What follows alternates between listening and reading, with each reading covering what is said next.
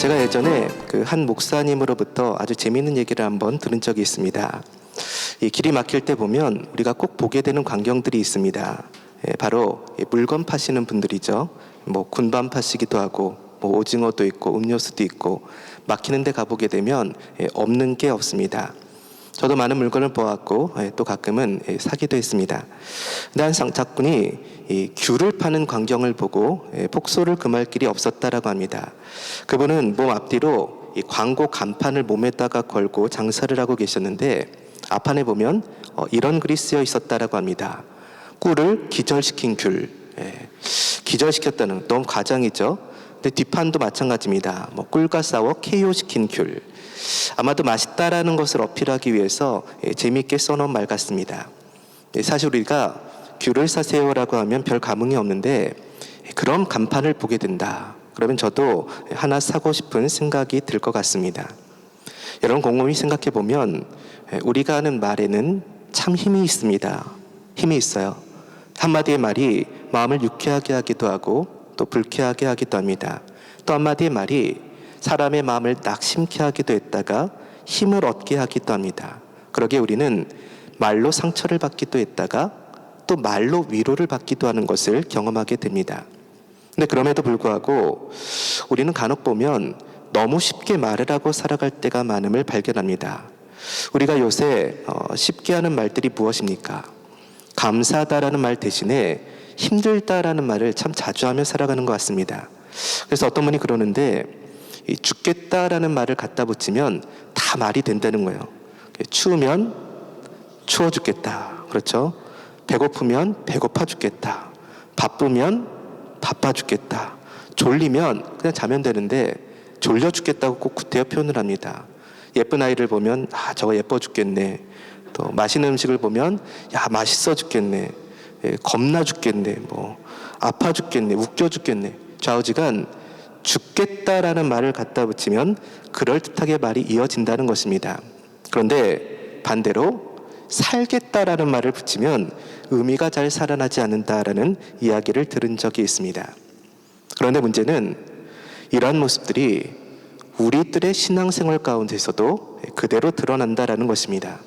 마치 하나님의 큰 은혜로 출애굽을 했지만은 늘 원망과 불평에 쌓여 있었던 이스라엘 백성들처럼 삶의 많은 부분들에 있어서 부정적인 말들이 횡행하는 시대에 우리가 살아가고 있습니다. 그러기에 요즘의 시대를 일컬어서 감사가 메마른 시대다라는 말들을 많이 합니다.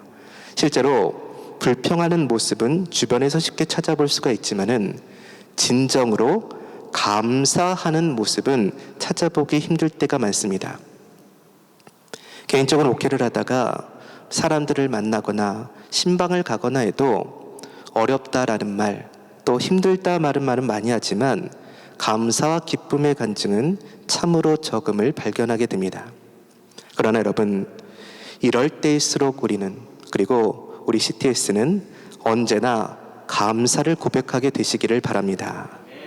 우리들의 삶 가운데 얼마나 많은 감사의 조건이 있는지 돌이켜보면 하나님께서 얼마나 큰 은혜를 부어주셨는지를 오늘 우리가 조금이라도 깨닫게 된다라고 하면 여러분 우리는 감사를 고백하지 않을 수가 없습니다. 내 환경이 어떠하든지 나의 상황이 어떠하든지에 관계가 없이 감사를 고백할 수밖에 없는 것입니다. 여러분 지나간 시간들을 한번 돌이켜보시기를 바랍니다. 물론 어렵고 힘든 상황들도 있었겠지만은 우리 하나님께서는 지난 시간 동안 우리를 지켜주시고 오늘 이 자리까지 인도하여 주셨습니다. 돌이켜보면 그 수많은 사람들 가운데서 내가 오늘 예수 만나게 된 것, 신앙을 가지고 천국을 소유하게 된 것 기적이 아니겠습니까? 오늘 이 중보 기도 자리에 나와 앉아있는 인생이 된 것 기적이 아니겠습니까? 여러분 잘 돌이켜보게 되면 무엇 하나 감사의 조건이 아닐 수가 없는 것입니다. 여러분 바라기는 오늘 우리들의 마음 가운데 이 감사의 조건들이 깨달아지고 어떠한 상황과 환경 가운데서도 감사를 고백하며 살아가는 저와 여러분의 심령들이 다 되시기를 주님의 이름으로 축원합니다. 오늘 본문의 말씀을 보게 되면 우리는 이런 감사를 고백하는 한 사람을 만날 수가 있습니다. 그가 바로 사도 바울입니다. 여러분, 이 사도 바울은 한마디로 감사의 사람이었습니다. 그의 삶 가운데 부어주셨던 주님의 은혜를 깨닫고 그 은혜 날마다 감사하며 살아갔던 이 진정한 감사의 사람이었습니다. 그러나 여러분, 세상적인 관점으로 본다라고 하면 이 사도 바울의 삶이 과연 감사할 만한 조건을 가진 삶입니까? 사도 바울의 삶은 사실 감사할 만한 조건이 없습니다. 오히려 이 원망의 조건들이 가득합니다. 이유가 무엇입니까?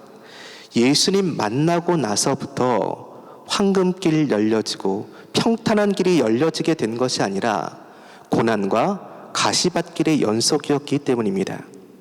여러분, 보통 사람들이 예수님을 만나고 신앙을 가지게 되면 일이 잘 풀릴 것이다, 형통하게 될 것이다, 잘 이루어질 것이다 라는 생각을 가지게 됩니다. 그런데 이 사도 바울은 예수님을 만나고 나서부터 낭패와 실망을 당합니다. 이 고난과 어려움을 겪습니다. 세상적으로만 보면 오히려 예수 믿고 완전히 망한 케이스가 됩니다. 저도 개인적으로 그런 경험을 한 적이 있습니다. 저도 한때는 참 잘 나갔던 사람이었습니다. 별로 안 믿는 눈치시지만 믿거나 말거나 하지만 제가 어렸을 때 굉장히 부유한 가정에서 자랐어요. 아버지는 커다란 회사를 다니셨고 외국인을 상대하는 회사였습니다. 또 어머니는 지금은 별로 없죠. 근데 조산소라고 하는, 아마 어르신들은 알 겁니다. 그 병원을 운영하는 원장 선생님이었습니다. 부유한 어린 시절을 보냈어요. 그래서인지 몰라도 지금도 제 얼굴을 보면 참 귀티가 난다 라고 저희 어머니께서 항상 들려주시곤 했습니다. 그런데 이 잘 나가던 집안에서 저희 아버지가 갑자기 원인 모를 병으로 쓰러지셨습니다. 한동안 투병 생활을 하시고 급기야는 3개월 남았다, 시한부 인생, 영화에서나 보던 그 시한부 인생을 선고받으셨습니다. 이 병원을 전전하시다가 이제는 집에 꼼짝없이 누워서 아무런 소망이 없이 죽음만을 기다리는 아주 비참한 신세가 되었습니다. 그 당시에 집 몇 채의 돈을 날리 쓰면서까지 이 지푸라기라도 잡는 심정으로 여러 민간 처방을 써보기도 했지만 다 허사였습니다. 수많은 간증들이 있지만은 오늘 이 시간 짧게 결론적으로 말씀을 드리면 하나님의 크신 은혜와 간섭으로 절망적인 그 병에서 완전히 고침을 받게 되신 줄로 믿습니다. 이 불신자였던 아버지가 회개하게 된 거예요. 예수를 믿게 된 거예요. 그래서 어머니만 믿던 반쪽짜리 신앙의 가정이 온전한 믿음으로 세워지는 하나님의 은혜를 경험하게 된 것입니다. 여기까지는 아멘이 나오고 훈훈하죠. 참 아름다운 이야기 같습니다. 그런데 문제는 우리 아버지가 이 투병 생활이 끝나니까 돈을 벌진 않으시고 그 잃어버렸던 재산들이 다 찾을 생각은 안 하시고 그 뒤늦은 나이에 40이 넘어서 신학 공부를 시작하셨다. 여기에 어려움이 있어요. 그때서부터 아주 힘든 시절을 보냈습니다. 세상적으로만 볼 때는 완전히 아버지 예수 믿고 집안 망한 케이스예요. 특히 아버지가 반지하도 아닙니다. 지금은 별로 그런 곳이 없겠지만 예전에는 완전 지하라는 곳이 있어요. 빛 한 조각 안 들어옵니다. 그 완전 지하에서 개척교회를 시작하고 나서부터는 점점 힘들어지는 거예요. 그로 학교도 종종 걸어 다니고 공락금도 밀리게 됩니다. 그래도 한때는 잘 살았던 가락이 있었는데 이 마음이 참 힘들었습니다. 특히 도시락도 반찬이 늘 같았지만 사실은 그 아픈 기억이 있습니다. 지금도 기억이 나는데 이 보통 개척교회에서는요 11시 예배가 끝나면 함께 교회에서 모여서 식사를 하는데 이 대부분이 쉽게 만들 수 있는 카레나 칼국수 종류가 주 메뉴였습니다. 근데 우리 어머니께서 잘 살았잖아요. 지방 부의 여식이에요. 그래서 항상 손이 컸습니다. 습관이 참 무섭고 잘 안 고쳐집니다. 그래서 식사를 마치고 나면 항상 음식이 남는 거예요. 그러면 개척교회 형편상 버릴 수가 있습니까?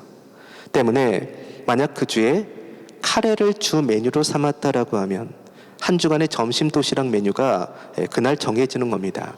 그러니까 아침 카레, 점심 카레, 저녁 카레, 카레. 그 일주일 내내 카레만 먹는 거예요. 그러면 칼국수를 하면 반찬으로 안 되는 거 괜찮을 것 같지만은 사실 그렇지만도 않습니다. 도시락을 싸지는 않지만 아침 저녁으로 계속 먹어요. 칼국수가 한가득 남으면 거기에다가 물을 붓고 다시 끓입니다. 그러면 숟가락으로 잘라 먹는 떡국이 됩니다. 아침 떡국, 점심 떡국, 저녁 떡국, 떡국을 먹는 거예요. 넉넉하지 못한 시절이 있었습니다. 여러분, 그러나 사실 우리 부모님께서는 이 돈을 잘 벌 수 있는 능력이 있었습니다. 부유하게 살 수 있는 기회가 있었습니다. 그런데 목회의 길을 걸어가고자 좋은 직장, 좋은 환경들을 다 포기했습니다. 세상적으로만 본다라고 하면 예수님 믿고 오히려 어려움을 당했던 것입니다. 그런데 여러분, 이런 경우가 실제로 참 많습니다. 오늘 사도 바울도 마찬가지입니다. 사실 사도 바울은요, 잘 살 수 있는 조건을 다 갖추고 있는 사람이었습니다. 가말리엘 문화에서 배웠고 날 때부터 로마 시민권 가지고 있었습니다. 당시로 보면 특권을 가지고 있었던, 곧 출세할 수 있고 성공할 수 있는 조건을 가지고 있던 아주 촉망받던 사람이었습니다. 그런데 저 다메섹 도상에서 예수님 만나고서부터 그의 인생이 꼬여가기 시작합니다. 이리저리 떠돌아다닙니다. 툭하면 옥에 갇힙니다. 40에 하나 감한매를 여러 번 맞습니다. 한 번은 얼마나 많이 맞았는지 죽은 줄 알고 성 밖에 갖다 버릴 정도였습니다. 평생 결혼하지를 못했고 몸에는 자기를 괴롭히는 가시가 있었습니다. 여러분, 이런 상황이라고 하면 과연 누가 감사하는 삶을 살아갈 수가 있겠습니까? 바울의 삶은 세상적으로만 본다라고 하면 감사할 만한 조건과 형편이 아닙니다. 그러나 놀라울 것은 오늘 본문을 보게 되면, 그리고 성경 전체를 보게 되면 그는 언제나 감사를 고백했다라는 것입니다. 언제나 감사 가운데 수많은 사역들을 감당하고 하나님께 영광을 돌렸습니다. 어려운 상황이고 눈물 나는 현실이 있었지만은 언제나 주님의 은혜 생각하며 감사를 고백했습니다. 특별히 오늘 본문에도 보면 그의 진정한 감사의 고백을 발견할 수가 있습니다. 35절의 말씀을 보니까 떡을 가져다가 모든 사람 앞에서 하나님께 축사하고 떼어 먹기를 시작하매. 여기서 축사했다라고 하는 말은 감사했다라는 말입니다. 세번역 성경을 보게 되면 축사했다는 말을 하나님께 감사를 드리고라고 번역을 했습니다. NIV 성경에도 보면 thanks to God, 이 thanks라고 하는 단어를 사용합니다. 다시 말하면 사도 바울은 지금 떡을 하나 가져다가 모든 사람들 앞에서 감사기도 드리고 먹었다라는 것입니다. 그런데 주목할 것은 지금 사도 바울이 처한 상황은 감사기도 드릴 만한 상황이 아니었다라는 데 있습니다. 27장 말씀 자세히 보게 되면 현재 사도 바울이 어떤 상황에 처했는지를 분명하게 가르쳐 줍니다. 지금 사도 바울은 276명의 사람들과 함께 배를 타고 로마로 향하던 중이었습니다. 유대인들의 고소, 그 핍박에 수없이 시달렸던 바울이 수차례에 걸친 변론 끝에 이제 가이사에게 재판받기 위해서 미결수의 신분으로 이송되는 것입니다. 특히 지금은 2년 동안이나 구금 생활을 한 이유입니다. 또 앞으로 얼마나 더 핍박을 받아야 될지를 알지 못하는 상황입니다. 전혀 감사할 내용이 없습니다. 뿐만이 아닙니다. 설상가상으로 지금 타고 있는 배는 죽음의 위협을 당하고 있습니다. 14절 말씀을 보면 얼마 안 되어 유라굴로라는 광풍이 크게 일어났다라고 합니다. 풍랑을 만난 것인데 이 풍랑이 대단한 풍랑입니다. 성경의 광풍이라고 불릴 정도로 커다란 파도였습니다. 성경을 보면 18절은 짐을 바다에 풀어버렸다라고 하고 19절은 배의 기구들을 그들의 손으로 버렸다라고 하고 20절을 보면 구원의 여망마저 없어진 상황이라고 하고 21절을 보면 여러 사람이 오래 먹지 못했다라고 합니다. 다시 말하면 지금은 목숨이 경각에 달려있는, 살아날 가망성이 전혀 없는 절망적이고 절박한 지경이었던 것입니다. 정말 감사의 내용이 없죠. 특별히 풍랑은 잠깐 갔다 지나간 게 아닙니다. 배에 타고 있던 276명의 사람들은 무려 14일 동안이나 지속되는 풍랑에 고난당하고 있었습니다. 한마디로 고생한 겁니다. 지칠 대로 지칠 수밖에 없는 시간입니다. 탈진해버릴 시간입니다. 전혀 감사의 조건이 없습니다. 그런데 바로 이때 이런 상황 속에서 한 조각의 떡을 들고 하나님께 감사를 제청한 사람이 있는 겁니다. 바로 그가 사도 바울입니다. 그는 절체절명의 위기에서도 하나님을 찾고 하나님께 감사를 시작한 것입니다. 한 치 앞을 알 수가 없는, 생명이 존재할 수밖에 없는 그 풍랑 속에서 오늘 감사 기도를 드리고 있는 것입니다. 이것이 바로 고난 중의 감사였습니다. 진정 하나님의 은혜를 깨달은 사람만이, 하나님의 도우심을 받았던 사람만이 고백할 수 있는 아름다운 감사의 고백을 드리고 있는 것입니다.